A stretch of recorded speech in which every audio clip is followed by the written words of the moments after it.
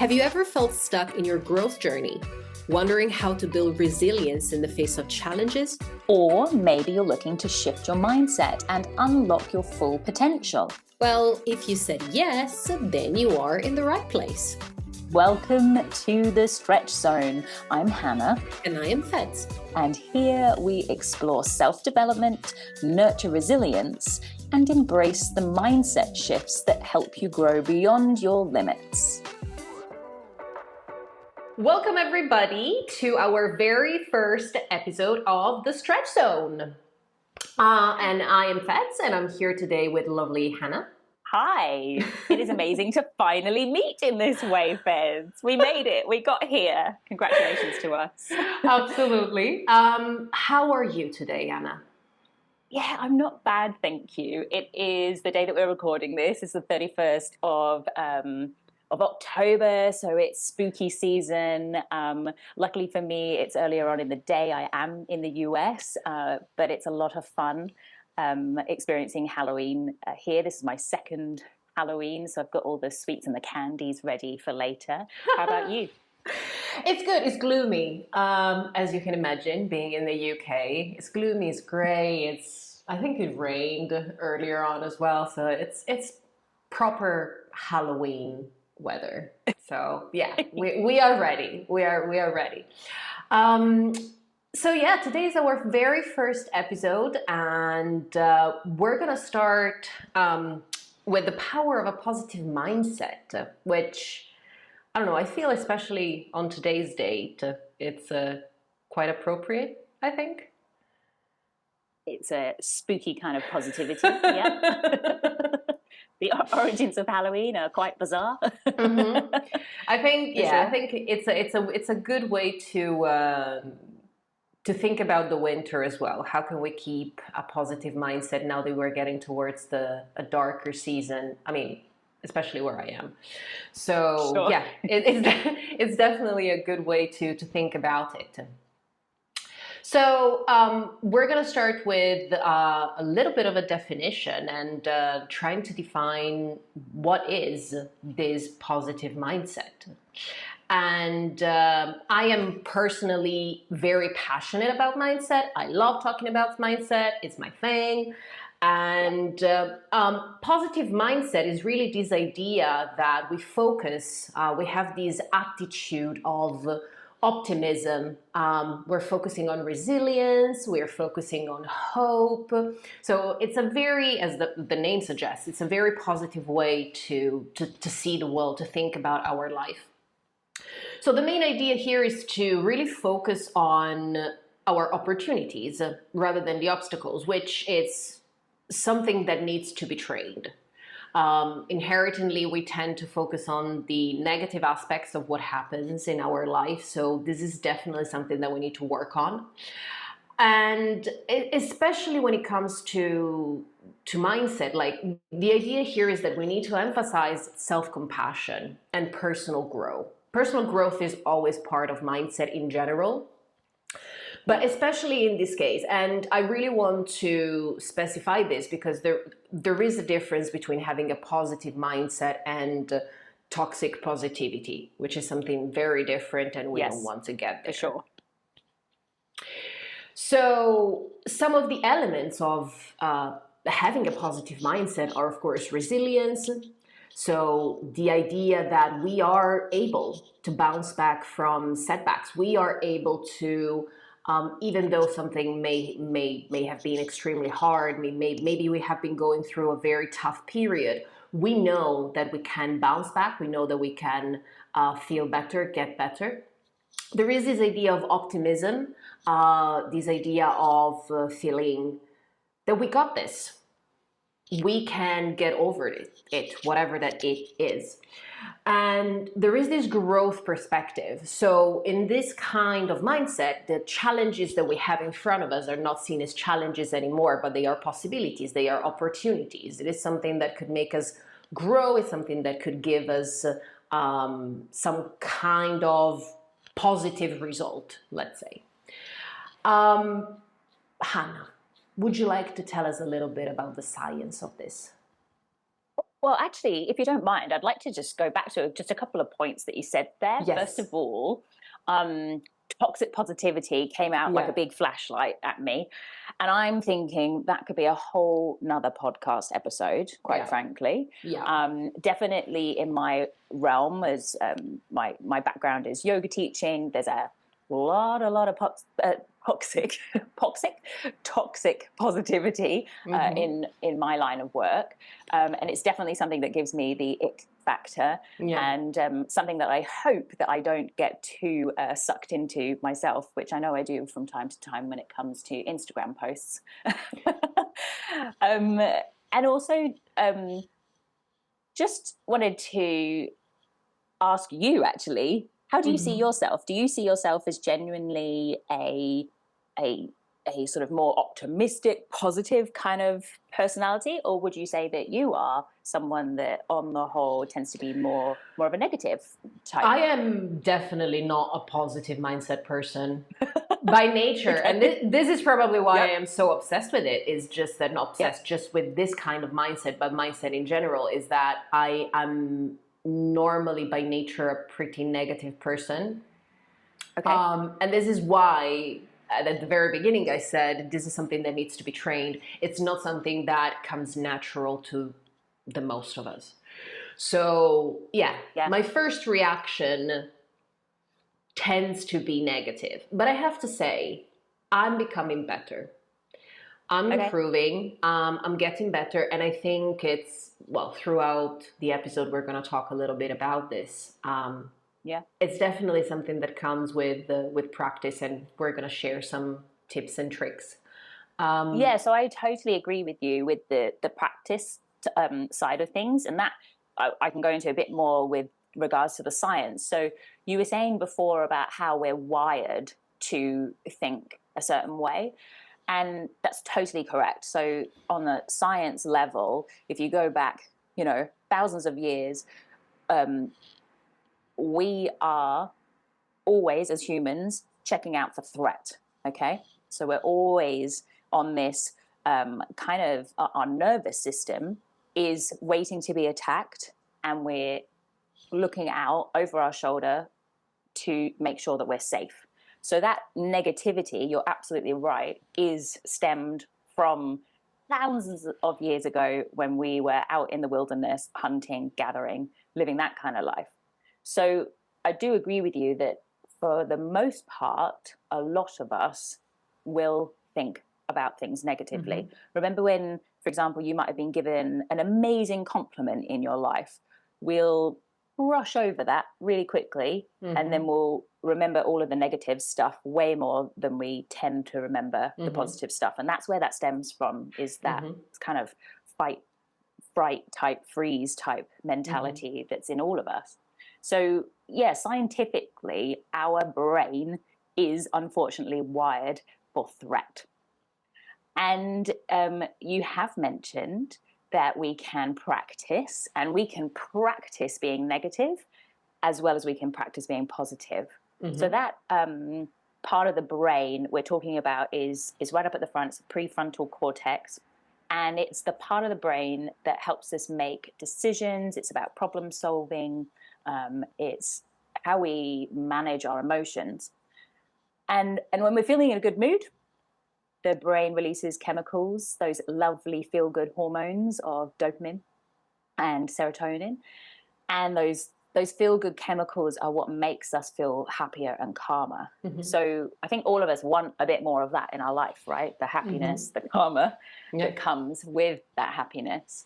So another thing to tap into here is CBT. CBT stands for cognitive behavioral therapy, and there is years and years and years of research into this type of therapy.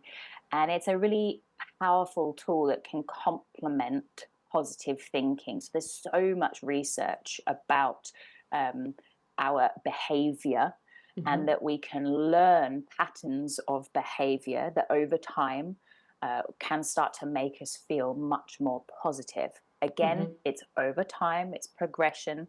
We can rewire the brain, and our brain is a muscle. Mhm. Just like working out in the gym, if you give it time and you put attention to it, there is hope that we can start to turn it into this You're gonna positive see the journey. light. Yeah. Exactly. And just to sort of clarify some of this, if we can start to think positively in general, hopefully we can really bring new things into our life. If we are able to see positively about the world, about our situation, about our everyday things, it's like the doors begin to open and more possibilities come to us, and we are ready for more possibilities. And again, I think that's quite a wonderful drive for us to kind of work on this, the sense of being positive. Yeah. Yeah, those are just a few thoughts about the science.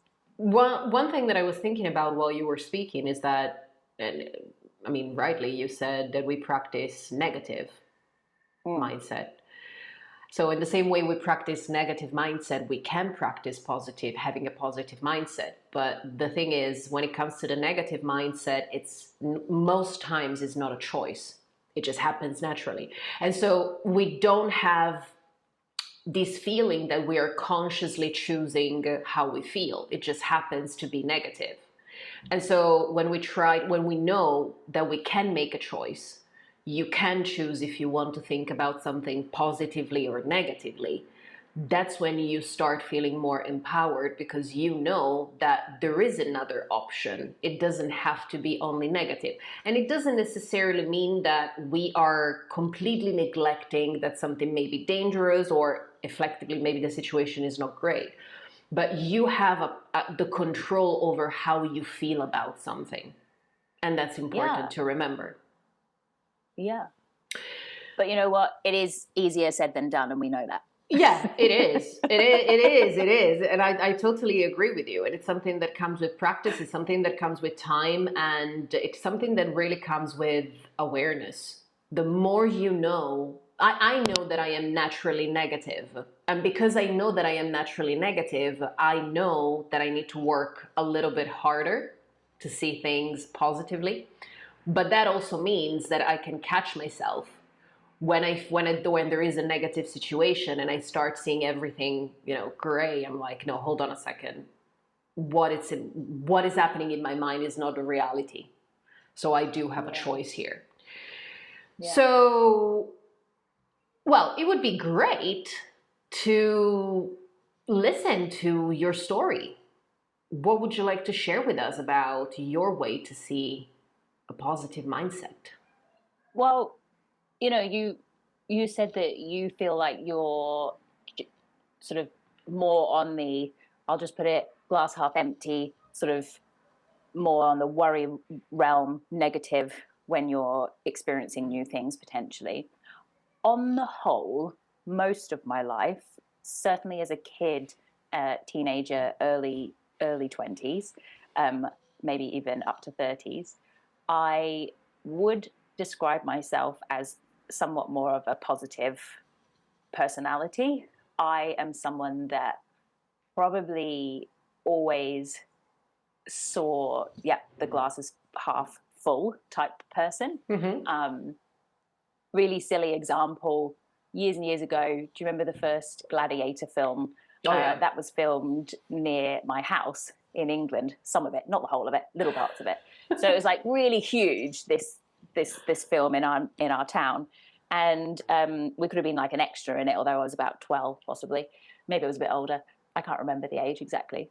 And I went to the cinema to go and watch it the same day that my brother did. So I went with my friends. So I might have been a bit older, actually. My brother went with his friends.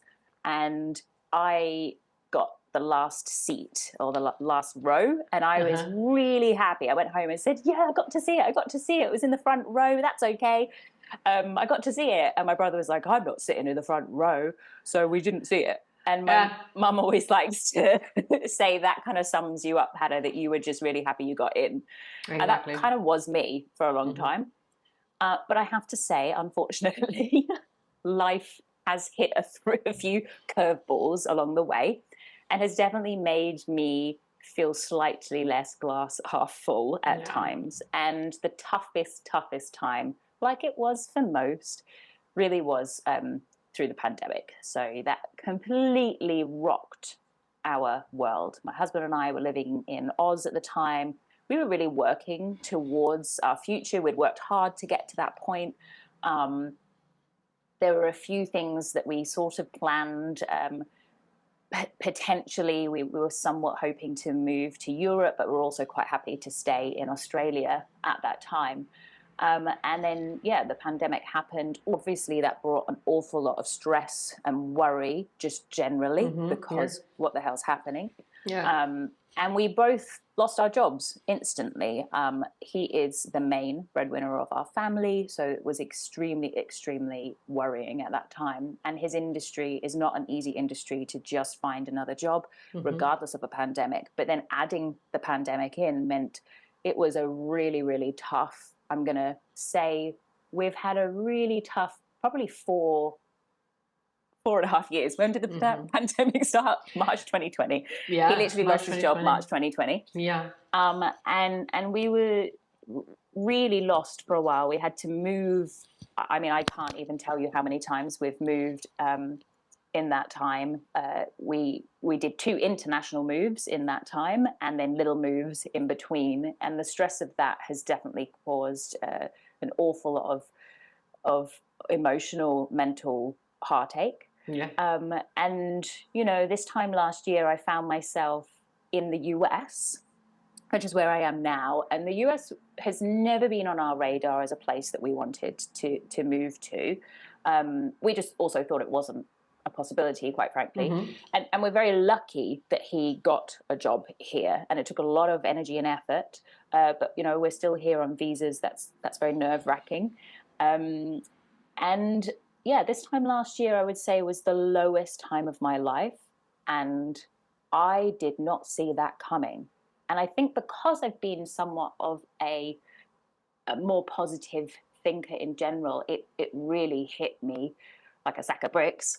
And it was a shock to be that low and to be that negative. It was an accumulation of years of just trying to survive.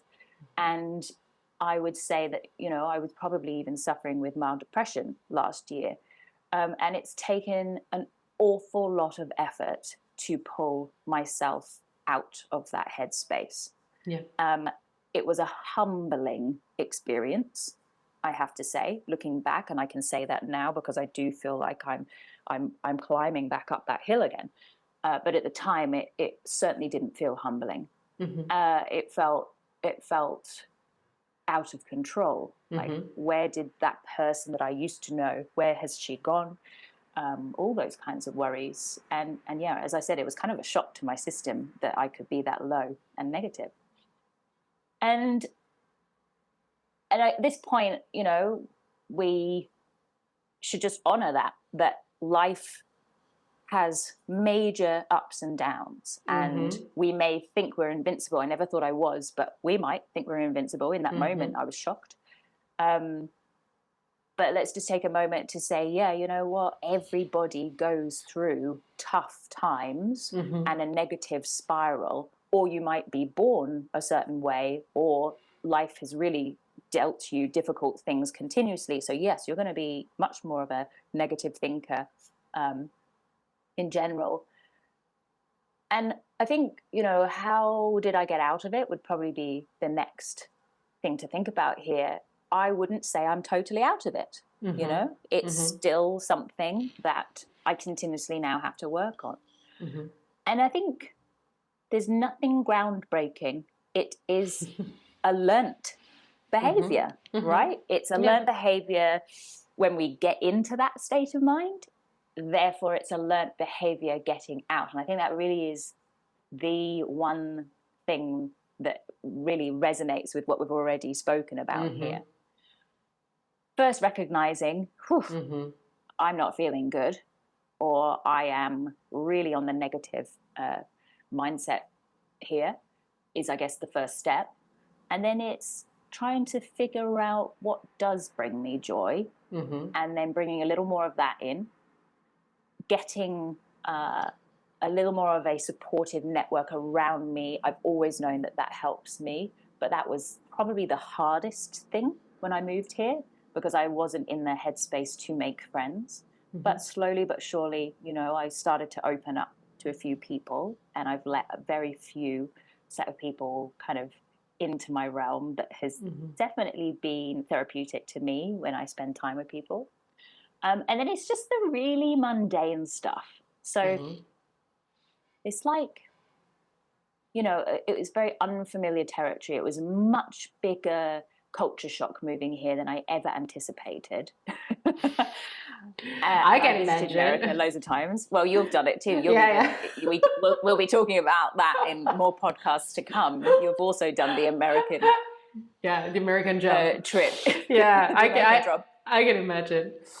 And it was way more of a culture shock than I anticipated. That was a shock. But it's, you know, now I am attempting to embrace, and that that's about bringing more possibilities in. So I'm attempting to embrace the Americanisms. So it's, for example, Halloween today. Exactly. Last year, I bought a couple of sweets and didn't really know what was going to happen. But now I know the kids are going to be here at 5:30, and I better be ready. I have a little costume for my dog this year. Nice. I've even bought a pumpkin and put it on my front porch. This year I've upped it, and You're ready. and I know that that's going to give me a little bit more joy, because my neighbors will find that fun, and that'll bring me a little bit of joy. Other things, really silly, simple things like finding the supermarket that sells things that I like to eat. And it doesn't mean that they're things from home necessarily, but just taking your time figuring out the lay of the land makes you feel more normal, which once you start to bring sort of stability back in, then you can start to feel already a little more at home, a little bit safer. I think some of this stuff is about safety, actually. It's about creating safety for your heart, your soul. And then you can start to feel a bit more positive. Yeah, because I mean, going back to what you were saying, the science of it, we are wired to be negative because we need to protect ourselves. And so it's inevitable that when the environment around you brings you down, like what happened during the pandemic, because it was a shit show, to say the least. Absolutely. You know, it was. Inevitable. Even a person that was so positive like you, like it's just you're gonna it broke me. You're gonna feel the impact. You're just gonna feel it. And so once you go back and you start realizing that really what you need is just a little bit of familiarity, like normality, routine. Like one thing I want to ask you though is, what is the very first thing you did when you realized that you had enough? So you wanted to move, like what was the turning point? And do you mean the turning point from being in a negative headspace to trying to be positive? Yeah, okay, sure.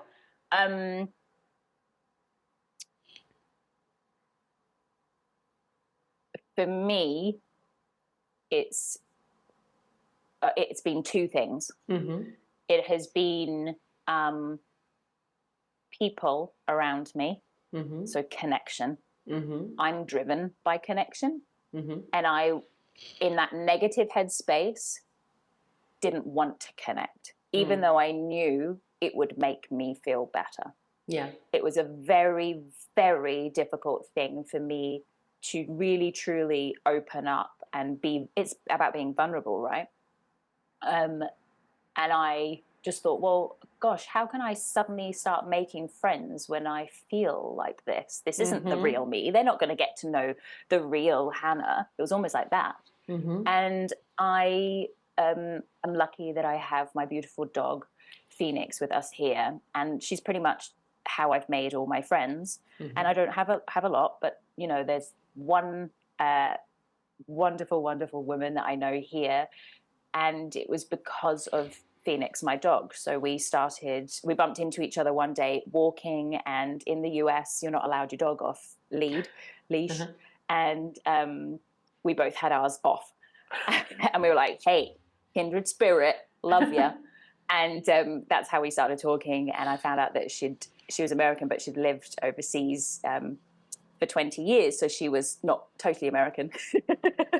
And yeah, we could just start to share. She was also going through some tough times, and she's my dog walking pal, Nice.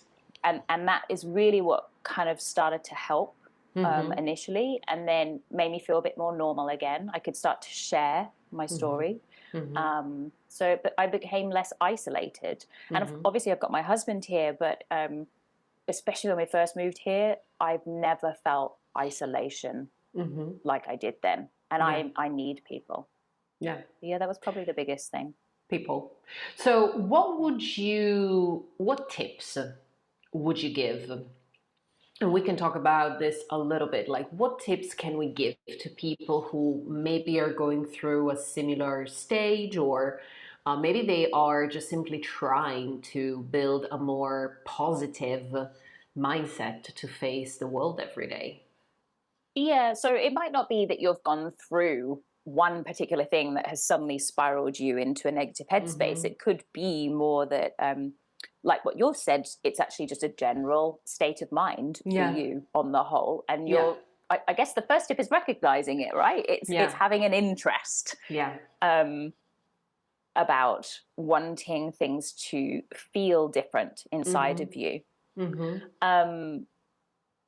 And I guess for some people, that's going to look different as to how you act upon that. And I've already mentioned that for me, I know that having people around me just makes me feel positive. So I guess it would be starting to think of a few things that in general do make you feel positive, but are not a crutch that's like sitting and eating McDonald's every day. It's not that kind of thing that makes you feel good.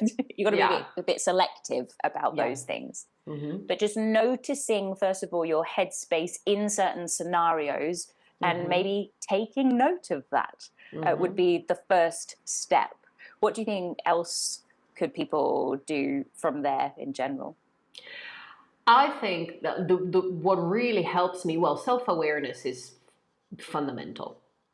If someone is not interested in growing and changing, then there's not going to be any kind of change. But I started noticing how I was talking to myself, what kind of questions I was asking myself. So when something negative was happening, I noticed, because I was listening to myself really, I would always ask myself, why is this happening to me? Why is this not happening to someone else? What have I done wrong? Why do I deserve this? You know? Okay. And inevitably, the question itself doesn't bring any positivity to it, because it's just making me turn even more to all the negative stuff that it's already happening. So there's really no point, there's no help, there's no growth there. It's just a reaffirmation of what I already think, and what I really should be doing is looking at the positives. And sometimes, like at the very beginning when I started doing this exercise, I was talking to myself out loud.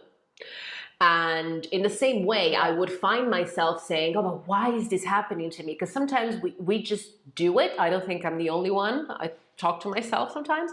And then I would listen to myself and I was like, no. Let's think about this differently. How can I reframe this question so that I am not focusing only on the negative side of it? So the question may become, right, what can I learn from this? This is happening. I cannot change it. Let's face the truth. This is the situation. What can I get out of this situation? You know? And just by reframing the questions that I was telling myself and the statements I was telling myself, that changed completely the perspective, because now I am not thinking about, oh, why is this happening to me? Now I'm thinking about, right, what can I get out of this? You know, it's like the old saying, like, life gives you lemon, you can make a lemonade out of it if you want it, but you need to want to make the lemonade, you know? So totally. That's something that's very useful for me. What else is there? Is there anything else? Any other tips? I love that you said you actually said stuff out loud, Oh yeah. just to say. Because no, I think that's such a good little tip there, by the way, because then you can really hear the words that you're saying. I think that's Yeah. actually quite genius, Mm-hmm. and something I need to do more of actually too. Mm-hmm. I love that. Something that can be helpful. So in the real moments of a spiral, for example, when you're really feeling, anxieties creeping in and your brain is just on this repeat of negative, negative, negative, which definitely now I know exactly what that feels like. I call this my anchor, and it could be words that you say. So for some people, using words is a really beautiful way to bring you into the here and the now. And you might create a phrase that just feels very nurturing to you, or it sort of snaps you out. So it might not be really nurturing, but let's try to keep it nurturing. It does the job. Idiot.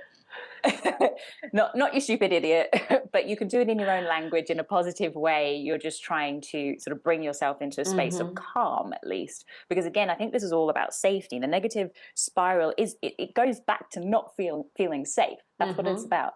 Humans, one of the biggest things that we want in life is safety. And so I didn't necessarily use language in those spiraling moments, but for me, I'm quite a visual, physical person, but I would use an anchor. My breath can be something, but actually it could be even visualizing something or focusing my eyes onto something that's in front of me. So in those moments where I know this is not helpful, first of all, it's the recognition. This isn't helpful. I feel like I'm drowning in this moment of thought. I will simply start looking around the space around me, and I will simply start labeling what I see. And for me, that is the thing that just kept on getting me out of trouble when I felt like my brain was in crazy mode. And then another one is also a physical sort of thing that you could do. So my therapeutic background would be something like tapping, or shaking, but you could literally jump up and down, do star jumps, or just wiggle about. Sometimes we just need to physically release that pent up emotion that is going on that's related to that spiral of negative thought. And you would do that for as long as you kind of need. It would be a minute to a few minutes on and off. So those are sort of the really extreme moments where you might be experiencing points of panic attack or feelings of real anxiety. That can be a helpful tool. I know that that's not an everyday kind of moment. But even in just gentle moments where hey, there's something a bit negative going on here, stop. Simply just looking around your space, noticing what you notice. It's a mindfulness technique, Yeah. It's definitely something that it's not a quick fix, but in the moment, it's something that can it can take you out of the feeling that you are experiencing there and then. A bit more of a long-term solution could be, apart from speaking to yourself, which right now we know that it's the solution, but visualization could be very helpful. And I think it's important here to mention that I'm not talking about manifesting fluff. Because there are a lot of people out there just talking about manifestation and visualization as if it was like, oh, I'm just going to think about winning $1 million and I'm going to win $1 million. No, it's not going to happen. I mean, let's be honest. But try to think about how things could go if they go well. So rather than catastrophizing, which is something that we often do, I do it personally, and I need to catch myself and I need to counterbalance the situation. So I find myself just trying to think about how things could go well. I'm in the process of moving from one country to another because that's what we do best, apparently. That's what you and I do. So I've had a very negative experience with a courier because they lost 2 of my packages. So I don't have any more summer clothes. I know. And right now I need to pack more stuff because I need to send these boxes. So there's no other solution. And I'm really trying to be positive, and I'm really trying to first of all, not do the same mistake that I did the first time, because that's fundamental. But also, I'm going to try and be positive and say, right, I'm going to do all the things I can to do things right and visualize really how things will go when they go well. And not if they go well, when they go well, because they will. So it's something that you need to practice, of course, every day. It's something that comes with repetition. Repetition is the key as well. But yeah, I think these are some good steps to try and start building and nurturing a little bit of a positive mindset. Yeah, I love that idea, and I'm so sorry about your stuff. That's a nightmare. It's been so, like, I don't have any more summer clothes. All my sandals, all my summer clothes. It's all the positive gone. Side is, you now need some new exactly. clothes. Yeah. I just keep on telling myself, well, I didn't fit in those clothes anymore, so who cares? I can get more stuff. But yeah. So we're getting towards the end of our very first episode. Yay! We did it. We did it. Yeah, we did it. And what shall we do? Shall we ask some questions? I think we should throw a couple of questions out to our lovely listeners. The universe. Yeah, so we'd love if you could go and find us over on Instagram. Mm-hmm. We are called @thestretchzone_, and you'll find that in the footnotes of today's podcast. And maybe you guys can just have a think and a little share. Maybe you can remember a time or a moment where staying positive felt just impossible in your life. And if so, how did you eventually come out of it? Definitely. And my question would be, if there has been a physical or mental change, what has it been? What is one change that you have noticed after you have started adopting a more positive mindset? So if you are in the process of changing and growing, how are things different? What can you notice? Fantastic. Well, we really look forward to hearing your thoughts, and we can't wait for the next podcast, which is all about resilience. We hope to catch you there, and thank you, Feds. I really enjoyed that. Thank you so much. It was lovely, and thank you guys for being with us. We'll talk to you soon. Wrapping up today's episode, remember, you don't have to face change alone. If you'd like to connect or learn more about working with us individually, reach out to us through our Instagram account @thestretchzone_podcast, or find our emails in the footnotes to this episode. We're here to support you on your journey, each in your own way. Thanks for tuning in to today's episode of The Stretch Zone. If today's discussion resonated with you, remember to subscribe, leave a review, and share the episode with anyone who might benefit. Until next time, keep stretching beyond your comfort zone.